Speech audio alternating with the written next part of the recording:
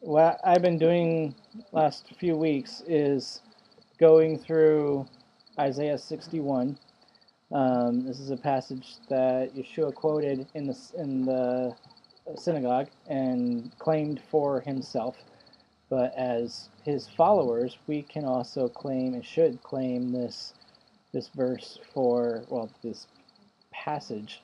It's multiple verses for ourselves. It really should characterize who we are and what we do in this world. And I think that if the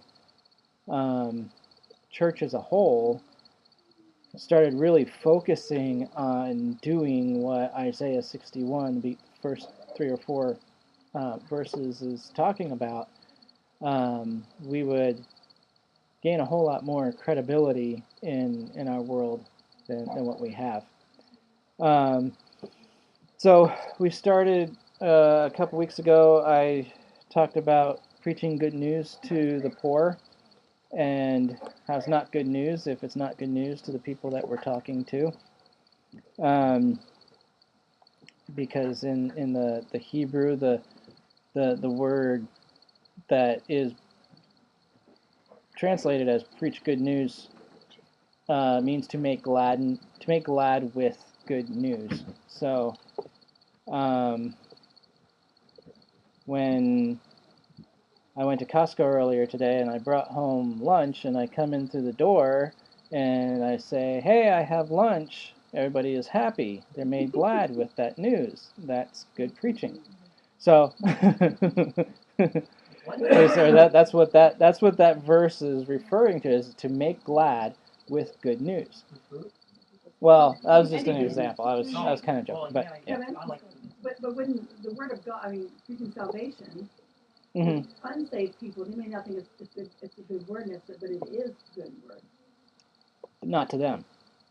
Not if they're not ready to accept it at that time. Yeah, but because it's probably not the best thing to tell them at that time. But that means they're not ready to hear it. Yeah. Mandy, No. So then last week I talked about setting the captives free, which isn't literally going up to airway heights and setting all the prisoners free. That would be stupid. Most of them are there because they need to be there, and we need them to not be in our midst. But it's more people who are spiritually captive to different addictions or lusts or whatever.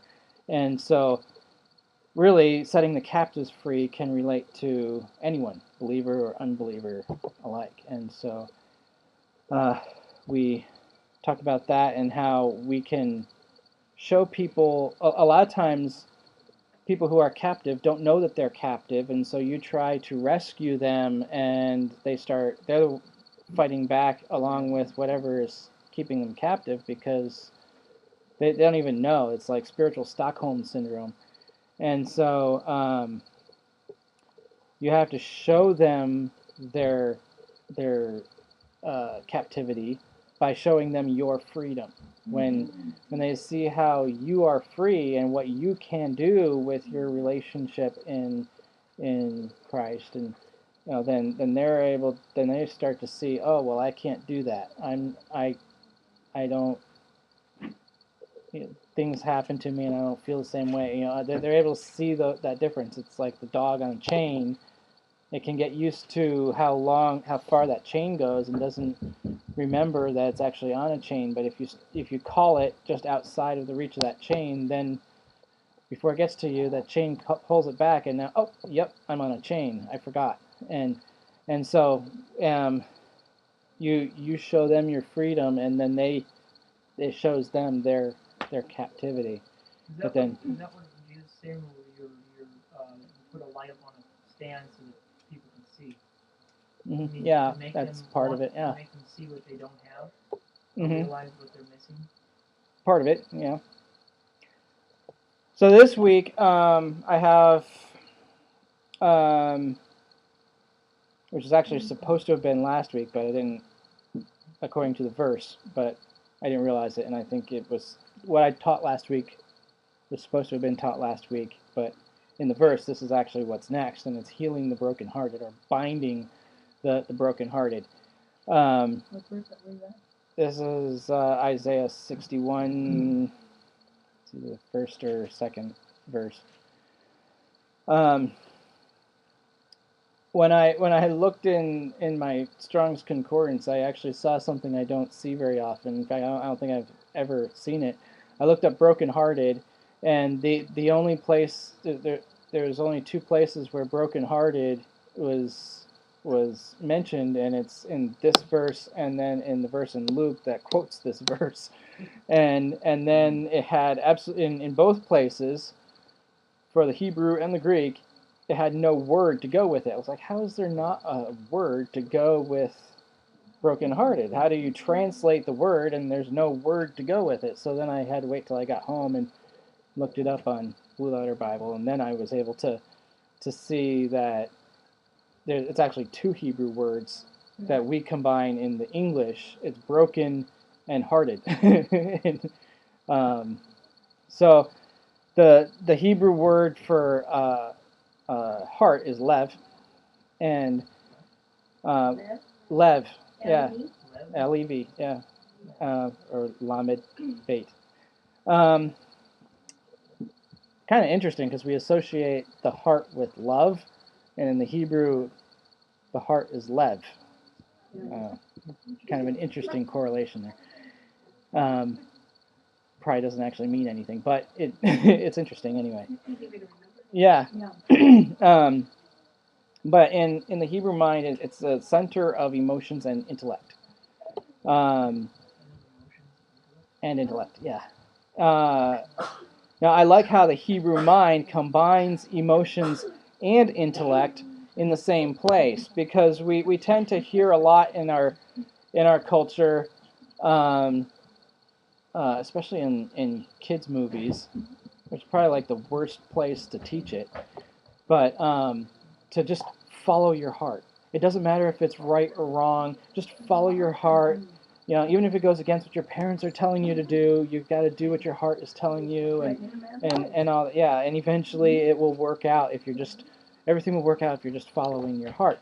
Well, that's all like the emotional things. If it feels right, do it. If it feels like what you're supposed to be doing, if it's what you want to do, then you go after it. You go after your dreams, and it doesn't matter anything, nothing else matters. But in the Hebrew, the lev is the place of both emotions and intellect. So you can't just throw out, it's kind of implying that you can't just follow your emotions and what you want to do and throw out your brain and not care whether it makes sense or whether it's logical. There's both of those are important when you're making decisions and being guided in life.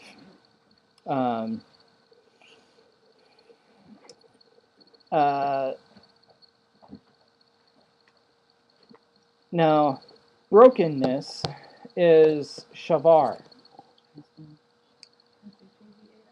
Yeah, the transliteration was S-H-A-V-A-R. So, sheen, bait, resh. There's an inner healing program called Shavar. Oh, really? Yeah. Well, that makes sense. It goes along with,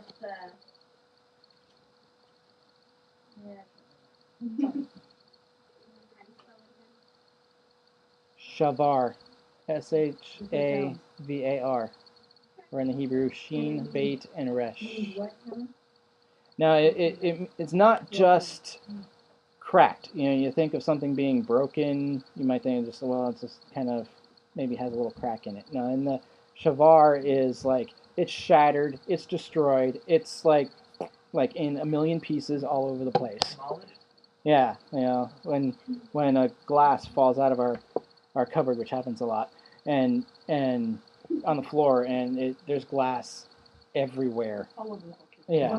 Or like yesterday morning, we woke up and we had a bottle of kombucha on the back window that had strawberry seeds and stuff.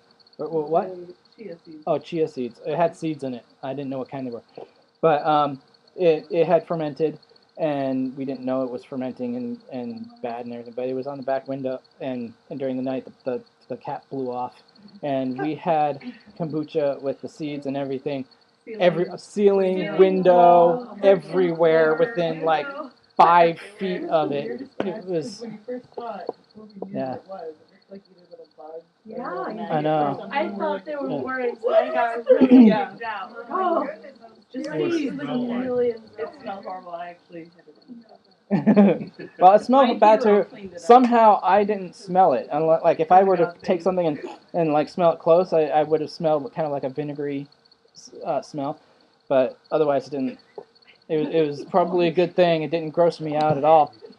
But anyway, that's kind of what we're talking about, is something that is just it's the brokenness that we're talking about is complete, shattered all over, destroyed is another way of it being translated.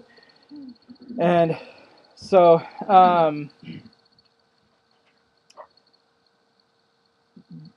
before the word before that is to bind or to heal the brokenhearted. And the picture there in the, I didn't look up what the Hebrew word was, but yes, I didn't write it down. But it really means that the root word is to wrap, and You mean like rap? to like to wrap up. W-R-A-P. Yeah, W. not Oh, rap. yeah, no. Yeah, it's not. Yeah, yeah. No, blown up. Yeah. I know And where it came from. the picture that came into my head as when I was reading what the word meant was like a soldier on the battlefield, and he gets a wound. What do you do to the wound? You wrap it, and the wrapping the wound helps that wound to heal. So that's where it combines those two thoughts of wrapping for healing and to bind for healing.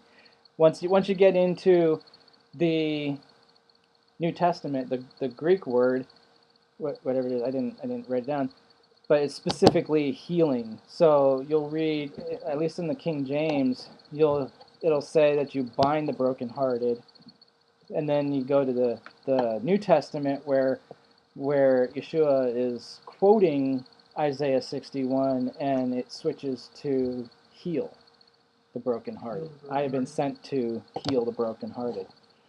So it means the same thing? But Bind it's and heal? the same thing. Yeah, it's the same idea is there, but some people will translate the word in the Hebrew to be bind instead of heal, but the same idea should be thought of. If you're binding it or wrapping it, Is you're doing binding it a so that longer it can process heal. than healing? When Jesus healed, it was healed, right? Mm-hmm. The binding takes a little bit more time to heal. It can, yeah, but if you've got a shattered heart, it generally takes time yeah. to heal. You have to have something to hold it back together. While Mhm. it heals. You're going to find it also in Psalm 147:3. Which word? The Lord doth build up, no, who healeth the broken in heart and bindeth up their wounds. 147:3. The broken in heart, yeah. It separates the words there. So it's that broken hearted. It I don't know which is written broken first. in heart. It's same thing, but they just It's gonna be the translated same it a little word, the same different. root. So as believers, there's a kind of a problem that we have with the in the church, in that we go to church and we listen to messages. Sometimes we read books. We're told how we should care for one another and to heal the brokenhearted, and things having to do with that, and comforting one another, and so when we see somebody hurting, it becomes kind of a natural thing want to help them, or we feel it's our responsibility to help them, especially if it's somebody we know and we care about. And so we try to help. But the problem is we're taught the importance of helping one another, but then there's not usually much instruction on exactly how to go about doing that and what to do and what not to do. And a lot of times we mean well, but we end up doing the wrong thing. Most likely, if you don't know, you most likely will end up saying or doing the wrong thing when a person is in a moment of crisis. Yeah. I just remembered a great example, and it's Job and his friends. Oh, yeah. When they tried to comfort him. Yeah. They tried to figure stuff out. They're like, oh, you must have done something wrong for God to be judging you like this. Yeah, that's one thing you don't want to say. Whether it's true or not, it could be, but it's not something that you want to say. Years ago, Lauren and I went through what was called Stephen Ministry training. Yeah. And they pretty much taught that the best thing you can do is listen. Mm-hmm. Exactly. Listen to the people, and you can give back to them. I hear you saying, and repeat what you're hearing them say, and they'll let you know if you're hearing them correctly or not. Mm-hmm. But you don't need to have an answer for them. Right. Just listen. Right. And you don't need to say, I know how you feel. Yeah. Mm-hmm. Right. Well, yeah, a couple of years ago, I took a pastoral counseling class at Whitworth, and there was a lot of stuff that I learned there, and that's where I became aware of how we tend to not do the right things. Even pastors tend to do and say the wrong things when people come to us expecting us to help them, maybe, and we try and it doesn't work. Now, their thought was that a pastor should only go so far, and then you really know, you have to know when to say this is too much for me and send them to a professional. Who also doesn't know what to do. Right. Except give them medications or something. Yeah. Well, one But example of that is love your neighbor as yourself. Mm-hmm. Well, how do we love our neighbor? How do we love ourselves? Right. The same way we love ourselves, we love our neighbor the same way. I guess that could be an example of how we can help people, is to first consider how we love ourselves and to remember them in their time of suffering and love them the same way. Mm-hmm. Well, what's helpful is if we think first, well, especially if we can point back to a time when we were in a similar situation, and how would I have wanted people to treat me? What I have wanted them to say? What I have not wanted them to say, and things. That's why I'm going through this. And I have a short list of stuff. When someone is going through a difficult time, it's not the time to give our favorite verses and tell people God will work everything out. How often do you hear, "Oh, it's all right, God will work it out in the end," and that the verse that they're getting it from is usually misquoted because they don't say the whole thing. But that's not really what you want to hear in the midst of your pain. Because see, that's the thing that we have to realize, is when we're dealing with a broken heart, it may be primarily emotional, but yet that you're still dealing with pain. If you break your leg, there's a lot of pain. And so if somebody you break your leg, you fall, and you're like, ah, and somebody comes up to you and says, "Oh, here, let me help you with that." You're like, "No, don't even touch me. Don't touch me." You know, it hurts, and it hurts worse if you try to help me, unless you really know what you're doing, you know. And say, "Oh, it'll heal. Don't worry about it. It'll heal." Yeah. You'll be Walk good it as off. new. Yeah, you walk it. Don't Yeah. hurt it right off. now. Walk it off. It's just a flesh That's what wound. my dad It's would okay. say. Hurt right now. Degenerates on Yeah. Yeah. Oh, that's a good one, John. You ever seen the picture where they hit you in the face It's broken. in the name of Jesus? You ever seen that? They come I- and they punch you in the face. And I'm It like, happened. I'm watching Yeah. these guys and like, there's not one person got healed. They just got the correct. Yeah. The next one, gotta keep moving on. This is not the time to come in like we have all the answers and are there to fix all their problems. You know, it's like, well, it's a good thing I came along because I can fix this. No. Even if you've been through a similar situation. Right. Yeah. This is not the time to share all your similar experiences and tell them you know how they feel, because you don't. You may be able to relate to some degree, but you don't know how they feel, because everybody, even if they went through this, you went through the exact same thing that they did. Different people deal with things differently. Now, part of that whole pain thing is some of this stuff. There may be a time eventually that you tactfully, lovingly work some of this stuff in, and it may be helpful later. But like the day after their miscarriage or whatever it may be, that's not the time to do some of these things.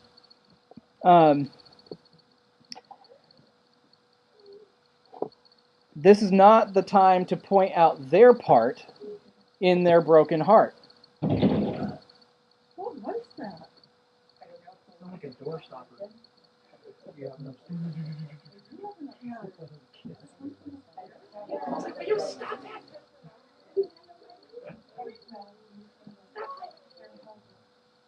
Graham's house. Santa came early. I'm just kidding. No, we totally don't believe that, but I threw that in there just for the joke. Yeah, Satan Claus. Yeah, he came early. Somebody doesn't like what I'm teaching. It means it's good. But yeah, when what I thought of when I thought of this was when you had the men of the town in Yeshua's day, and they had the woman that was caught in adultery, and they were ready to stone her, and Yeshua shows up, and he's like, "What's going on?" And they said, "Well, we caught this woman in adultery, and the law says that we are to stone her, and that's what we're doing." Well, Yeshua wanted to show her kindness and grace. And so in the midst of, here she is looking at, like, her life is going to end right then and there. Like, and it's not going to be a pleasant way to die.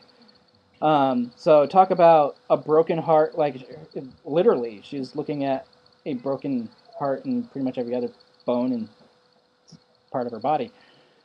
But in the midst of that, Yeshua comes in and he defends her.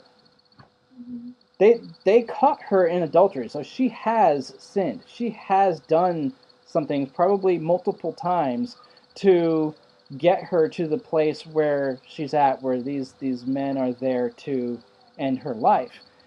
But Yeshua doesn't come in and say, you know, they kind of have a point here. You were doing the wrong thing. And he first diffuses the situation. He defends her in the midst of the crisis, and gets them to go away. And then after the threat is over, then he says, well, who's here to condemn you? And she says, nobody, they've all gone. And he says, neither do I condemn you. Then he says, go and sin no more. He's kind of implying that you did kind of put yourself in this situation, and I've given you grace, now go and sin no more. But he first defends her and gets her out of that situation. Sometimes people are the cause of their own demise, but it's not our place, at least not right away, to come to them and say, well, if you had only been, not hanging around those people, this wouldn't have happened to you. Or if you chose a better boyfriend, he wouldn't have done this to you. Or just like that kind of thing. Maybe eventually later on, like I said, there may be a time and place and way to work in stuff like that. But in the midst of their pain, it's only going to make it worse, because you're bringing condemnation on them and judgment, and they don't want to. They can't receive it at that point. Neither is it time to ignore them and do nothing. A lot of times we don't know what to do, so we just leave them alone and do nothing, and that's not good too, because then they think, well, do they care? Do they notice? Do they, and so that can go the bad way. Yeah.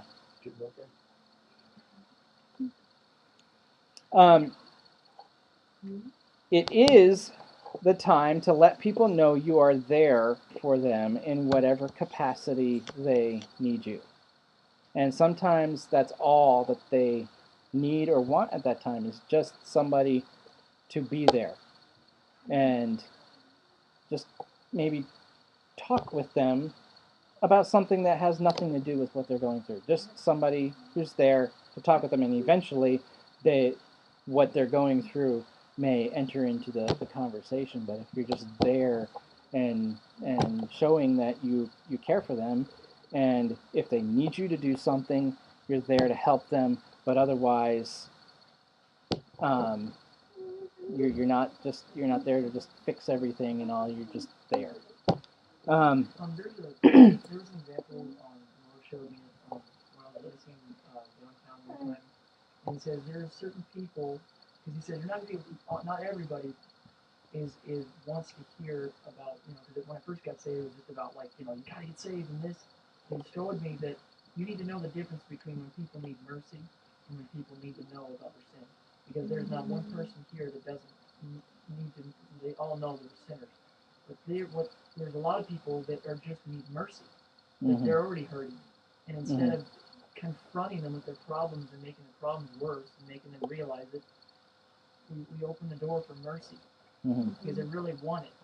And if somebody's willing to understand like where they're coming from, like being able to step back and allow God to show them where they are in the heart, we won't we won't go forward without following Him, and He'll show us what to say to Him.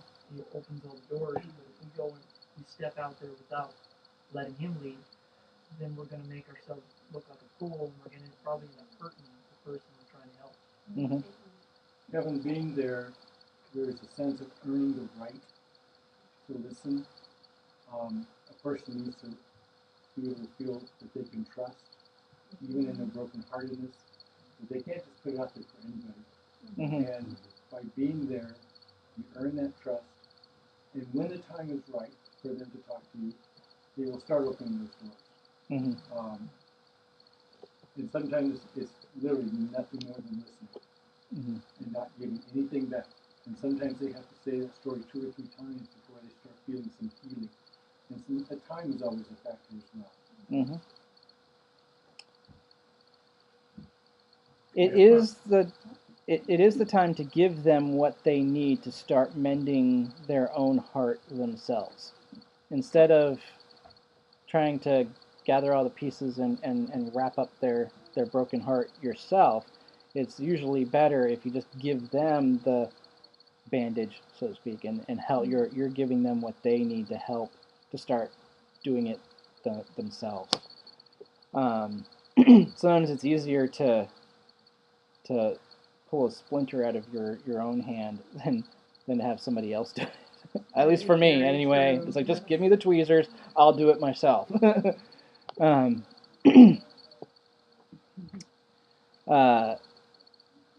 It is the time to be with them and get them talking about what is going on and how they are feeling. Just get them talking. and a lot of times when people just start talking, then and it might start out not having anything to do with what they're going through. Just get them talking, and eventually when they feel comfortable, like he's saying, and with the situation, and you just get them their mind off of what they're going through. We had somebody who's been here who was suicidal, and Lauren and I went and visited, and we just got him talking about some idea he had for some new product. It's never going to come to fruition probably, but we got his mind off of what was going on, and by the time we left, we could tell that a huge weight had come off of his shoulders, and we could feel comfortable with leaving him by himself. So it is time to lift them up in prayer, possibly with them if they want, but at least on your own. Depending on their spiritual place, telling them, I'm going to pray for you, they might not want to hear that, or they might not see the value in that.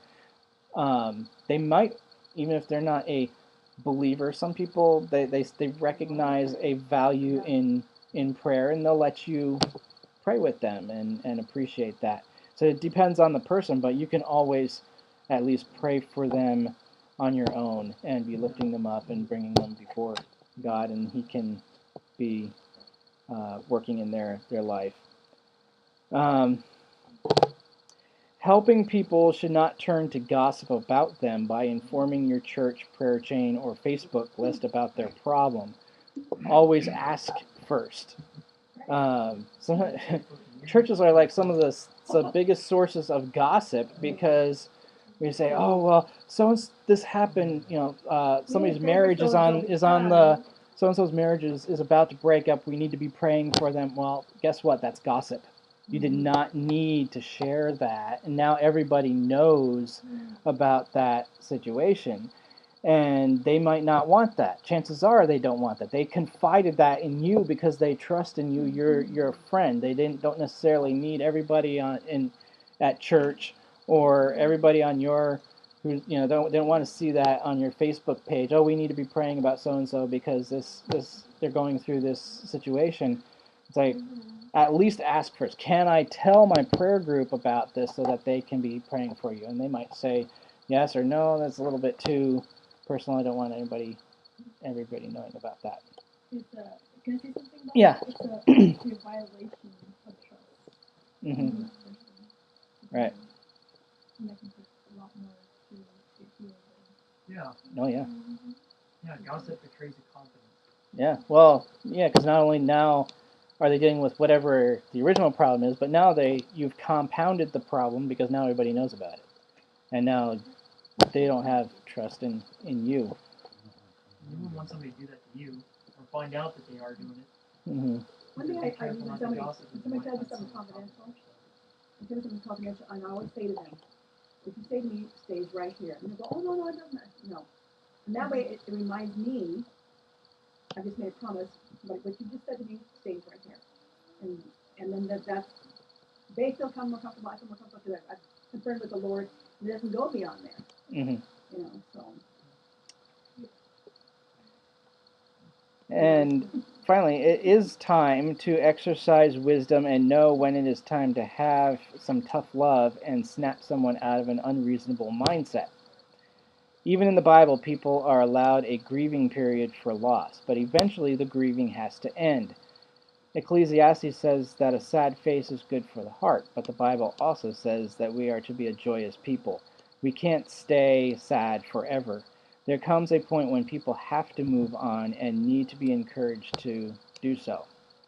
I know my mom has worked in banks and credit unions, and there was a lady who would come in to the credit union, and her husband died suddenly, and he took care of all the finances. She knew absolutely nothing about it. It seems like she didn't even have access to the the accounts. So after he died, the accounts were frozen, and they had to go through all kinds of rigmarole to get it so that she could, because it was all in his name and not hers, and even though she was the wife. But anyway, so not only did she have to deal with her husband's death, but then she had to learn how to handle all the finances and everything. And it was years later she would be coming into the credit union and she would still be in tears about her husband's death. And where there's an extent to where that's understandable. At the same time, you have to wonder, well,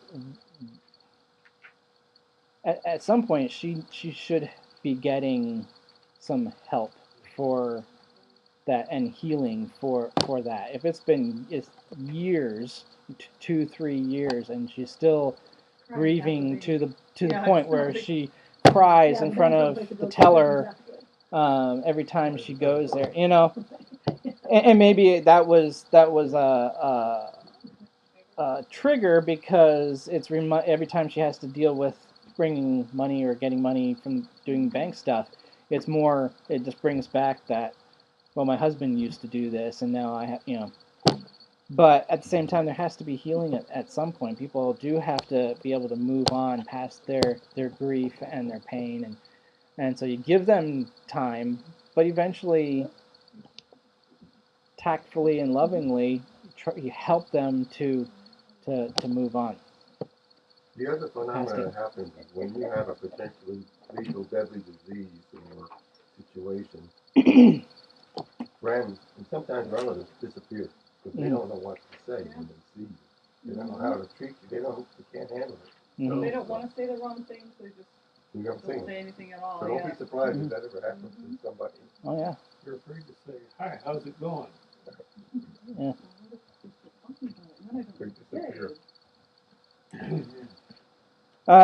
Now, it can be easy for us to think about the brokenness in other people, but brokenness is all around us and in ourselves. We all experience brokenness to some degree.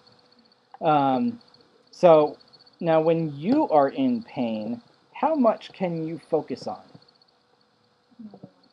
Yeah, not a lot. Generally, the pain. I hurt and nothing else matters. I'm a Manny can probably attest to. Like if I am actually more than just not feeling well, if I'm actually in pain, my back hurts, I have a horrible headache or something, I'm not a pleasant person to live with. And it's just like I get so inwardly absorbed in my pain that's all I can think about is I hurt, and I don't care about anything else. And that's exactly what the adversary wants us to do. There's, as long as we're in this world, there's going to be heartache, there's going to be disappointment, there's going to be pain, that is going to be a part of life, and our real test is what we do with that. Our greatest command is to love God and to love our neighbor. This is outward focusedness. So you can see that it is nearly impossible to be who and what God wants us to be as long as we are in the midst of brokenness. We tend to withdraw, but this helps us to do what? Focus on the pain. We'll isolate ourselves. And as we do that, we're just focusing on how bad I feel in my situation, and it's all inwardly focused. And the more we do that, the worse we feel. I can attest to that as well. And this is why love is a command. It's not a suggestion. It is not a good idea. It's God's idea. And thus thus it's necessary for our lives. How we feel is not a consideration. How much pain we are in is not an excuse for sin, and failure to love is a sin. I know that it is hard. I've been there, and I go there often, but that does not make it right. What if Joseph, when sitting in an Egyptian prison for a crime he did not commit, focused on his pain and gave up on life? What if he became bitter and hated his life, his family, and his God? The future of an entire nation from which our Messiah comes would have been lost. Our own Messiah experienced so much anguish the night before his crucifixion that he literally sweat drops of blood. Yet he moved forward and did what his Father required to save our souls from eternal damnation. Job lost everything, yet still praised God. Paul was rejected, arrested. His own people tried to kill him multiple times. He was shipwrecked and had a thorn in his side, and all kinds of things. He has this whole list of stuff. Yeah. Yet he continued to move forward to build the body of Messiah. As long as we are here on this planet sucking air, life will be difficult in one way or another. We will always experience pain and disappointment in one form or another. Some days are bad, and some are really bad. Few are truly good, where everything is going our way and we have not a single problem or complaint. Yeah, right. We will have an eternity to experience days like that. Those good ones. For now, we are in the world, and everything we do matters. How much pain we endure does not matter, but how we handle it does. Do we turn the things of the world to provide? Do we turn to the things of the world to provide a temporary escape, or do we turn to God for healing and true comfort? Do we isolate ourselves and think we can fix everything ourselves, or if we ignore our problems long enough, they will just go away? I was an only child, so I have a tendency to not go to other people for help. I try to just fix everything myself. Eventually, I'll figure it out, and felt like you had to. right. But as I've gotten older, I've learned that the importance of, there comes a point where you have to let other people in and receive help.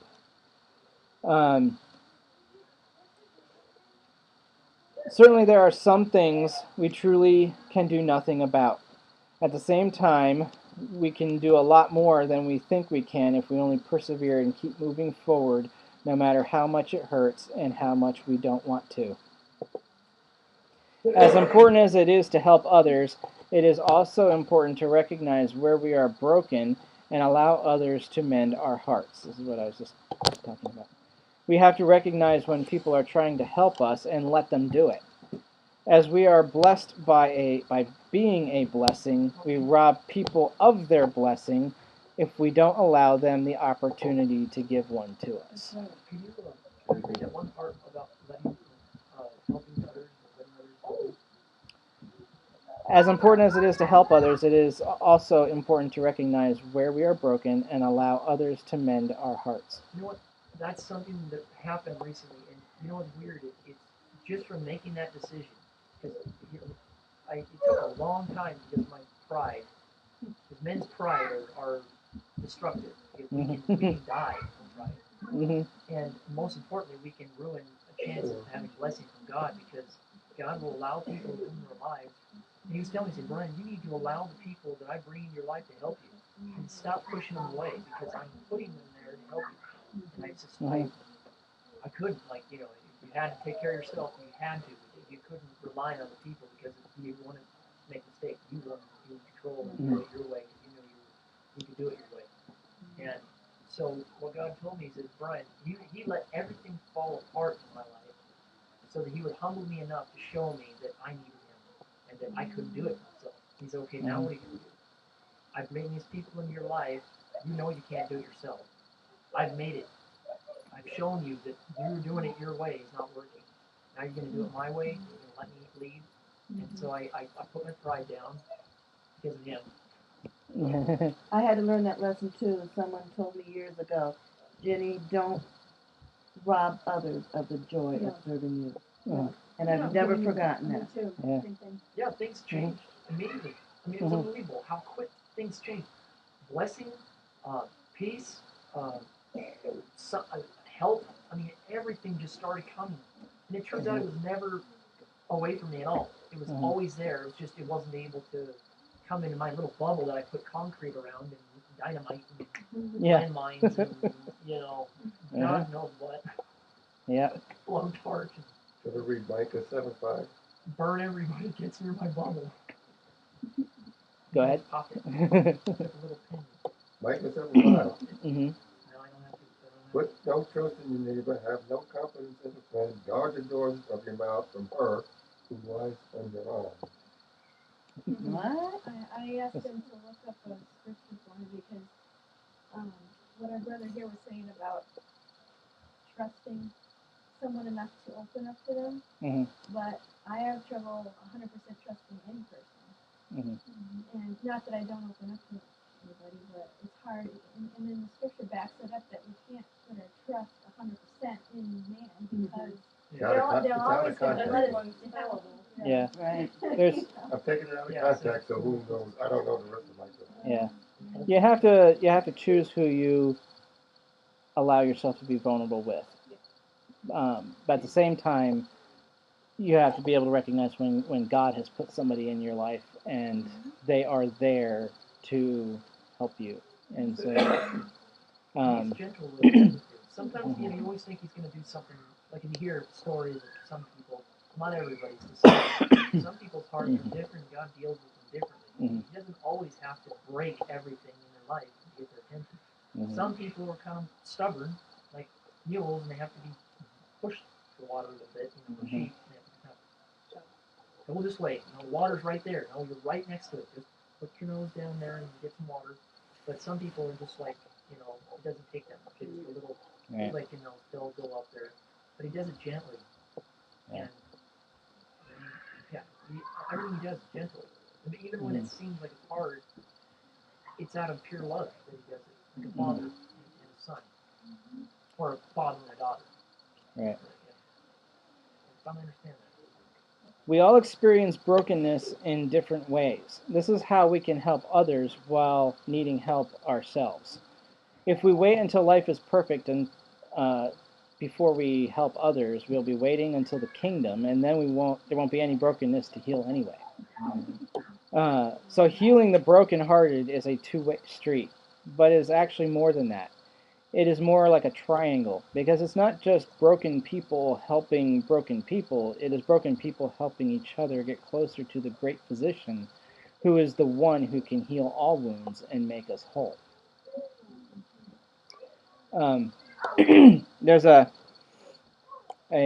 picture in a word picture in one of my favorite books, Christian Complete Armor, that just so poignantly illustrates what I'm talking about tonight. It says, "You may be a poor, trembling soul, weak in faith, and lives on the brink of sinking.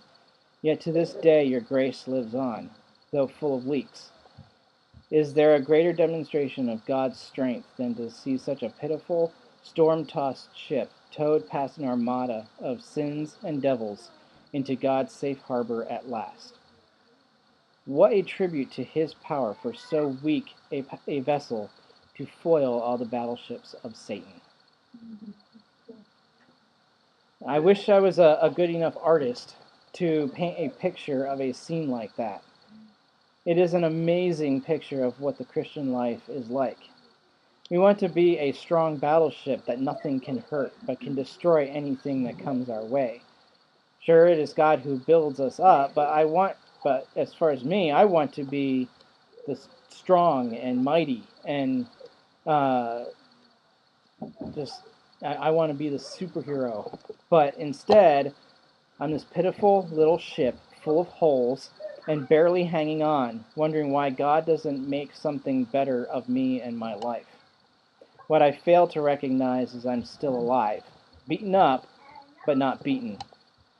While his grace shows legions of demons that they are the ones that are defeated, by the life of one that seems so weak, but is held up by a power stronger than anything they could ever think of mustering.